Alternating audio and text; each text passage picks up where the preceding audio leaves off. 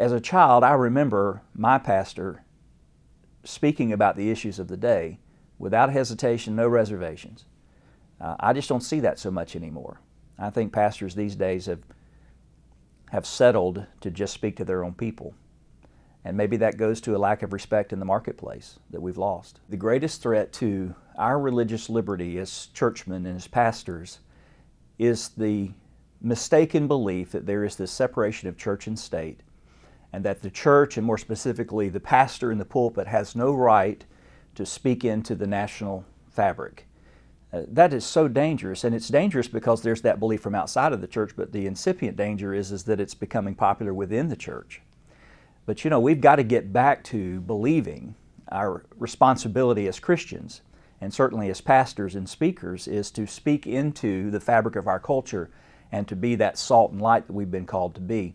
There's no such thing as separation of church and state when it comes to honoring our responsibility before God, and to stand with the Word of God in our hand and speak those words with conviction, regardless of the consequences.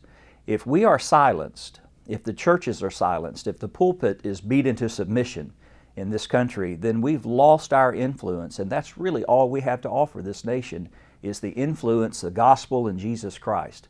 We cannot lose our voice in America today. As a pastor, I'm to follow God and to honor the Lord and to be faithful and obedient to the Lord first, and then I'm to lead my people. And there are lots of times when a pastor cannot follow the Lord and follow his people. In all likelihood, as a pastoral leader, he follows the Lord. He must then lead his people. And so when a pastor says to me, my folks won't allow this, my people don't want to do this, I can't do this, the question is, who are you following and who's following you? As the pastoral leader of a congregation, your primary responsibility is to follow the Lord and to be obedient to Him. And secondarily, to lead others in the same direction the Lord is leading you. That's the critical part of being a pastor I think we've got to recover in America today. We're responsible to God first, and then to lead our people, not follow.